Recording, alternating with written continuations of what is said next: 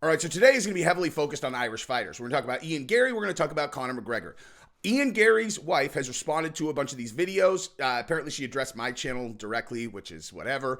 But we're going to talk about that, and I'm going to give you a very different type of video because there's some new information that was put out on another MMA channel that seemed very notable when I watched it. And then there's another piece of information that is extremely notable. Very, very notable. I'm going to be very careful about how I talk about that. And so I'm going to take every single fact that we know about this situation, and I'm going to paint two completely opposite pictures. The exact same facts, and I'm going to take all the things you don't know, and I'm going to paint two diametrically opposite pictures so that people can go, wow, that's crazy scary for Ian Garry if that's what's going on. And simultaneously on the other side, it's like, wow, we have all been huge pricks. We are misreading this thing completely. We should be supportive. Now, don't just take this as a story about Ian Garry and Layla Ann Lee. Take it as a story of how the media can take these things and completely represent them opposite to different groups. It's an interesting case study because we all know the same stuff. And if you really think about this and listen to both sides, you're like, wow, either of those things could be true. And they're the exact opposite. And if you think about how the media represents things, it's just like that. You take facts and then you tell this group over here this, and you tell this group over here this, and then they hate each other. It's the oldest trick in the book, divide and conquer. And this is actually very notable to the other story that we're going to do in my other video. On the Conor McGregor side, in a separate video, we're going to talk about Conor McGregor running for president of Ireland. Now, if that doesn't seem notable to you, I don't know what does. I'm very curious which you're more interested in, so put that in the comments and we'll get into the video. Now, when people come to me asking me what I want for Christmas, I don't know what to tell them, but this year I do, and I also know how to tell them how to save money doing it, and that is Black Friday at Ridge Wallet. Now, as some of you guys know, I personally do use a Ridge Wallet. I use it every single day. It is in my bag. It is in my pocket. I use it all the time. You can hold up to 30 cards in that thing. And guess what? For Black Friday, they are launching the Hyper Lime line of Ridge Wallet, and they got a bunch of new products as well. But Jesse, I already have a Ridge Wallet. Well, you know who doesn't? Someone in your life that needs a Christmas present. And you want to know what? Do you have a Ridge Wallet razor? You have a Ridge Wallet key holder? Hyper Lime Ridge Wallet? I don't think so. You have a Action Pen Lime Ridge Wallet? I don't think you do. And I guarantee you that there are people in your life who don't have one, and all of them are going to be ecstatic if they get one as a gift. So go to ridge.com/Jesse and enjoy up to 30% off until December 20th. Now, you use my link to enter your email or text SMS for a chance to win a Ridge bundle worth $4,000, no purchase necessary. Now, the Black Friday sale starts on November 15th and goes through December 20th. And guess what? The Ultra Lime is not the only thing that you can get. You can also get the ceramic powder line of Ridge wallets that are brand new and also awesome. So again, go to ridge.com/Jesse. Use my link. You'll support the channel. You get a huge discount, and you'll also get entered to win up to $4,000 in prizes. Thank you, guys. I love all of you. Now, I think a fair place to start would be her addressing my channel, calling it clickbaity. I'll talk about the clickbaity thing in a second, but first I want to tell you I did not watch the video, and here's exactly why. She is a very beautiful girl. I can't look at girls that look like that saying anything and then stay objective. I can't do it. I've never been able to do it. I can't do it now. I'm not going to try. So I'm just going to know, hey, she called your channel clickbait, and I'll go, all right, that's fair. Now, one other quick note is I think that the video that I put up right here, this is the night that Sean Strickland met Ian Garry and her in New York. And I just have to reframe really quick. If we just look at her and think about the fact that everyone's like, I cannot believe Ian Garry married this girl. Forget about all the other context. Like, pretend that you had only just seen her right here and you knew nothing about it. Is it not hilarious to actually think about it? It's like, oh my God, Ian Garry, he's with her? Like, this is literally the exact opposite of what every single person on earth would be saying if they just saw that video. They knew nothing about her and she walked in like that. Everyone would be calling you like, Jesus, did you see Ian Garry's wife? She is a smoke. People be texting that to each other. And everyone's like, she wrote a book about taking advantage of people. It's just so funny. The internet is hilarious. So I'm trying to film a show. Get out of here. I'll only leave if anyone subscribes to the channel. You guys heard her. You guys want to listen to her talk or me? All right, so now we're going to get into the meat and bones of this video. I'm going to show you two pieces of information that is going to be added into the totality of this story. There's actually a little bit of conflicting information on one of them in Lucas Tracy's video, which was very notable last night. I'll tell you exactly what the differences are, which is really important, actually. But nonetheless, we are going to use those as part of the diametrically opposite stories we're going to tell, and then we're going to go from there. But let's watch Lucas Tracy's video first, and let's rock and roll. Quote, I've always loved law. I gained a Harvard certification in contract law 4 years ago, and it was one of the smartest moves I've ever made. Now I'm studying slander, libel, and defamation, opening a foundation to place all funds made from defamation cases to go towards a positive cause." End quote. Well, she started studying law 4 years ago. It's really interesting how around 4 years ago, she met a guy named Ian Garry, an aspiring athlete, extremely confident, cocky, some would say delusional, but we can't deny that Ian Garry is insanely talented when it comes to fighting. I mean, all right, so you guys get the point. I can tell that audio is off a little bit, so I'm just going to cut it up, but you get the point, right? The implication, of course, being that she started studying contract law in order to take advantage of Ian Garry in the future. That is absolutely not what I'm saying. I'm not saying that. I'm just saying that's what the implication is, and we're going to use it in terms of the worst case scenario, even though that is actually probably not accurate. Now, I want to reiterate that what we're doing with this video is we are painting two potential stories. I'm going to show you something that I found that would dispute the timeline that's in Lucas Tracy's video. His video is excellent. This is not me, shitting on his video or anything. It's just I found an article that would dispute that timeline, but then I found something else that is extremely notable on my own, and I'm going to show you that as well.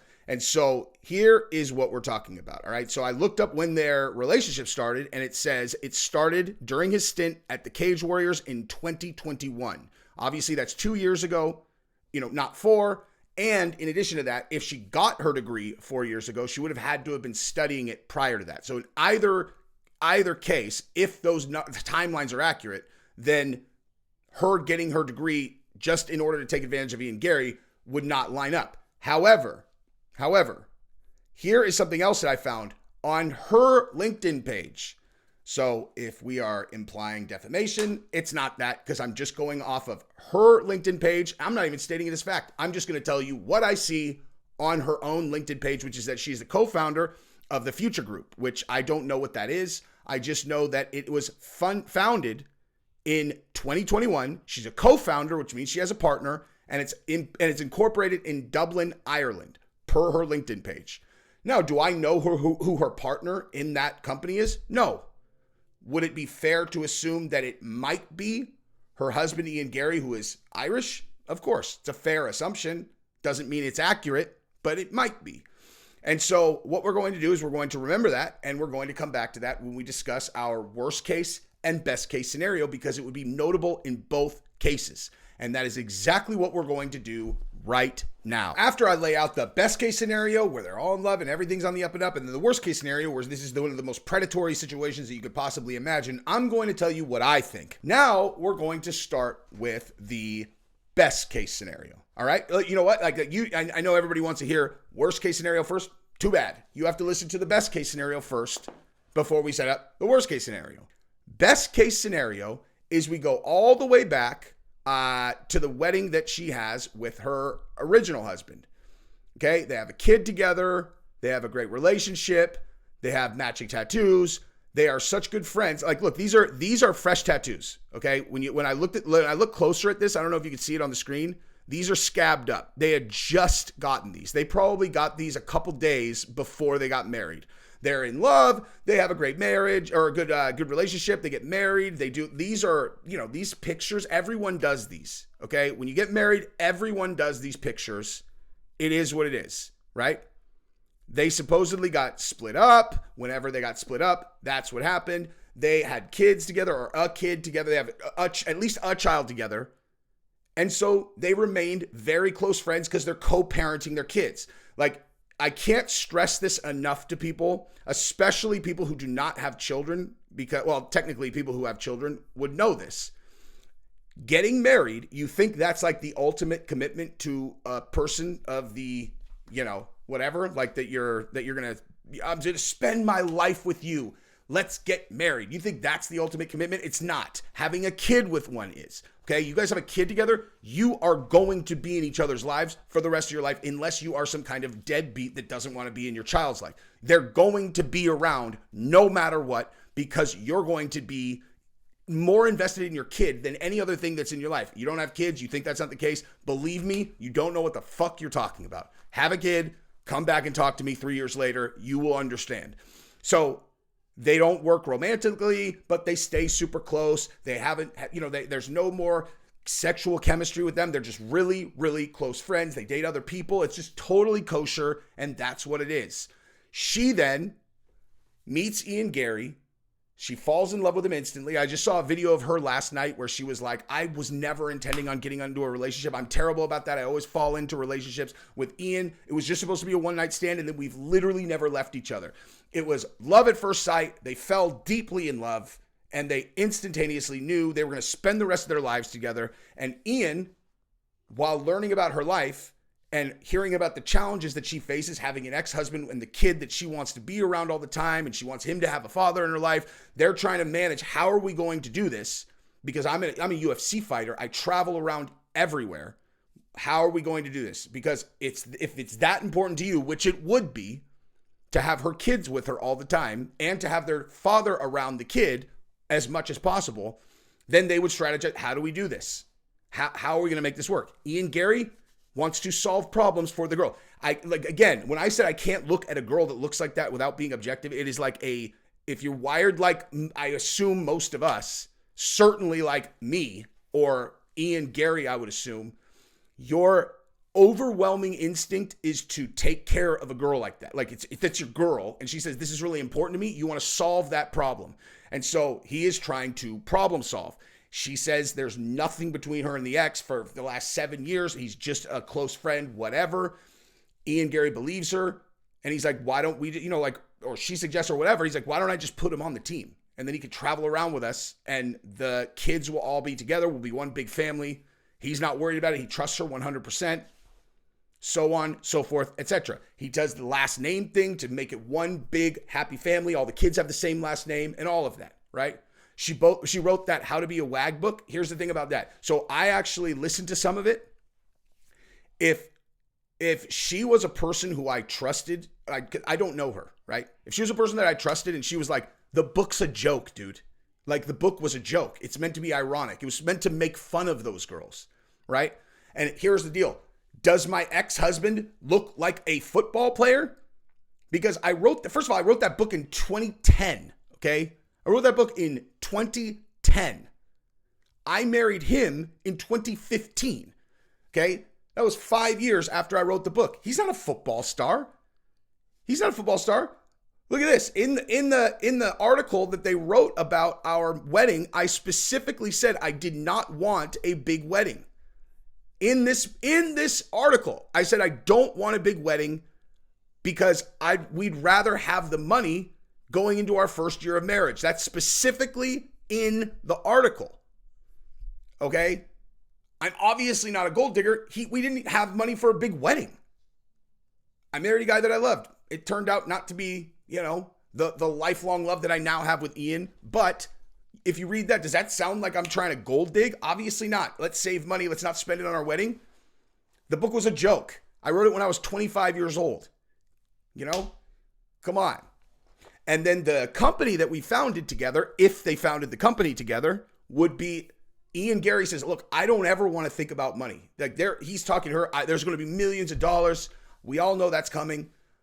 I don't ever want to have to deal with money. I don't ever want to have to think about anything. I don't ever want to have to look at contracts. I don't give a fuck. I just want to focus on fighting and becoming the greatest fighter to ever live. That's what I want to focus on. And she's like, I studied contract law.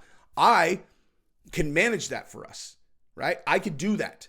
As soon as she's pregnant, she knows they're going to be in each other's lives forever. She's like, I understand this stuff. I can handle all the legal stuff. I can do that. Let's just found a company together. When you do your contracts with the UFC or anyone else, just put it in the company's name. And so everyone is clear, that is something that anyone who's smart about managing taxes as a 1099 contractor, which is what all the UFC people are, which just means you don't get a W-2, you get a 1099. You put it in a corporation's name because you could spend tons of money out of your corporate account on all kinds of things that are write-offs if you are a company versus a single individual. Okay, example, you can buy all of your travel all the time under your corporation. You're like, it's for business. I'm traveling for business, because it is. You can also, there's all kinds of stuff, like all kinds of stuff. If you guys are 1099 and you don't do this, talk to an accountant and do it, right? So maybe it's just that she understands how to maximize the or I'm sorry, minimize the tax impact on big money that's coming in. And that's why they did it together. She's older than him. She knows more about this stuff. He doesn't want to deal with it. He doesn't want to know about it. He doesn't care. He just wants to fight. And so she's like, I can take that for you. They really are a solid unit that's working together. She's taking on the stuff he doesn't want, and he's focusing on what he cares about. Okay? So that's best case scenario. Totally plausible. And in that case, as people are observing this and they're like, dude, she's a predator, whatever. And they're like attacking this girl. She really did not have any ill intent here at all. Like she had no ill intent, and she's just sitting here getting just bombarded by people on the internet. And she's like, what is happening? She's a public figure. She already was a public figure. And so, she's getting smashed by negativity, and it's probably really hard on her. And she's like, I don't even know what to do. I'm just going to start threatening defamation charges, blah, blah, blah, blah, blah, blah, blah. Okay. So there you go. That's your best case scenario. Worst case scenario. Okay. I'm sure this is what everybody really wanted to hear. Worst case scenario is much different than that, obviously. So worst case scenario would be that she wrote the book WAG because she's 100% serious. And all of those things, including where she said getting up to your very lucrative divorce, was not a joke at all. She's literally mapping out how she plans on getting wealthy and getting rich and doing the things that she planned to do in the book. All of those things are real. It's not ironic. It's not a joke. It's 100% serious. She marries this dude for whatever reason, right? Whatever reason you want. I don't know. Probably loves him, right?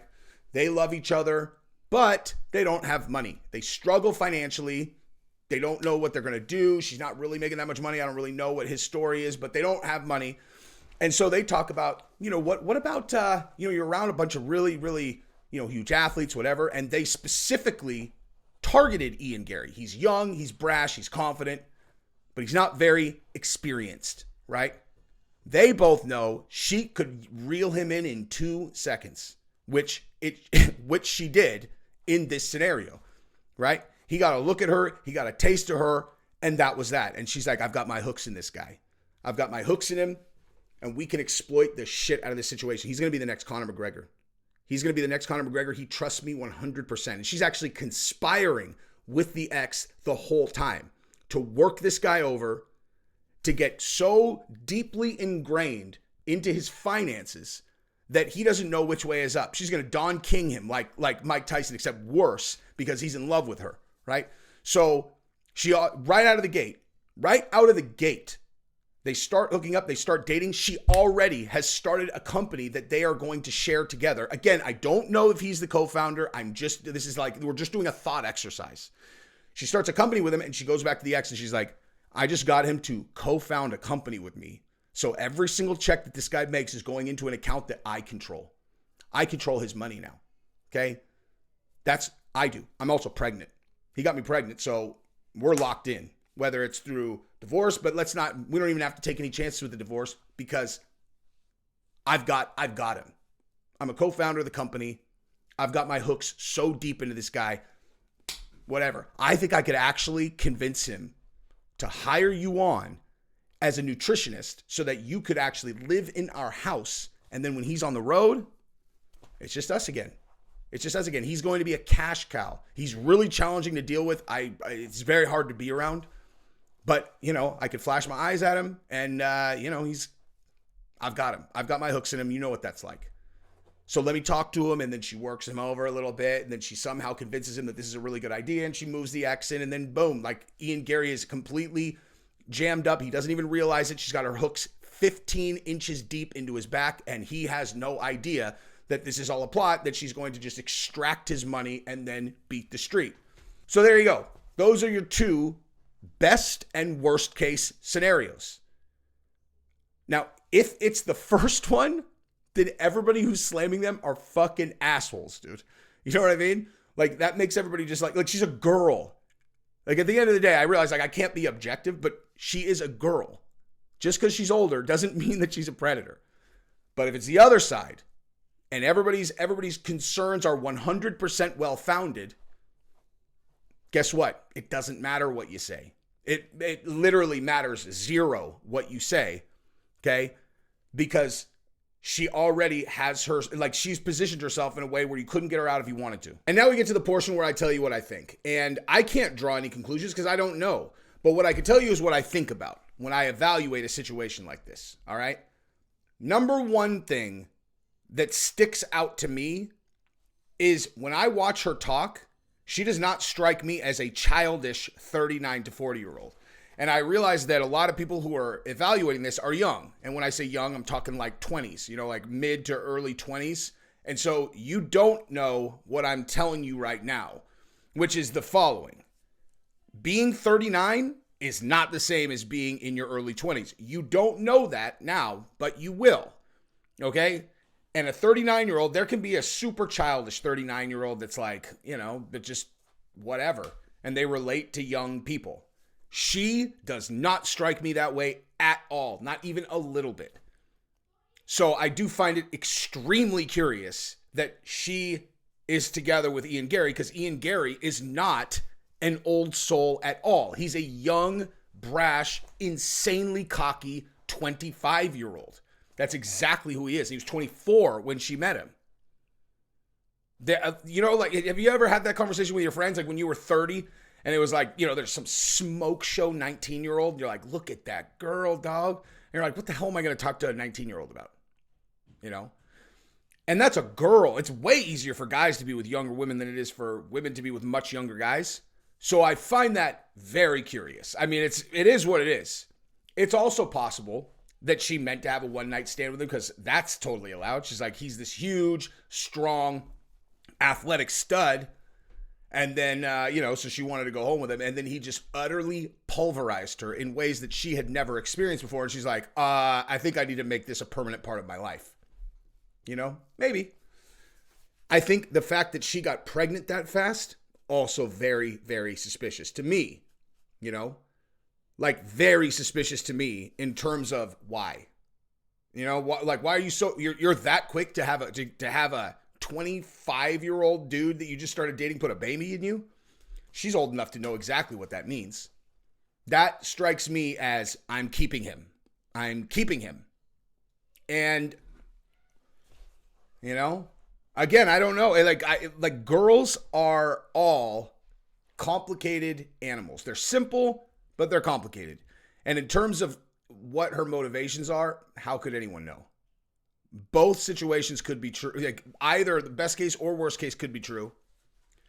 But I'm telling you what the thing that sticks out to me is how much younger he is. I'm married to a smoke dime 39-year-old. Okay? A British one, like a smart one who has UK citizenship. Just like her, if I have heard my information correctly. I'm pretty sure that she's a UK citizen. So like, there's no scenario where Gabrielle is going to end up with a person like Ian Garry, at least when he's 24 years old. Like, that's not a thing that's going to happen. Like, they're not, they're obviously different people, but that's a huge age gap. Huge age gap. So, again, doesn't mean anything except, I don't know. I honestly have no conclusion to draw. I don't think that she got her degree specifically to extort Ian Garry. I will say them starting a company together is also very suspicious to me, if that is the case. Just because it's so fast. And again, I don't know, but if that company was started between her and Ian Garry that early in the relationship, she's like, oh no, I'll just start a corporation for us, all of that just seems very, very fast to me. Again, I don't know for sure that they are partners in this thing, so don't hit me with defamation if it's not true, because I don't know. But if that were true, that would seem kind of fast. A lot of like really strong commitment stuff, very, very fast. So whatever, who knows? Not me.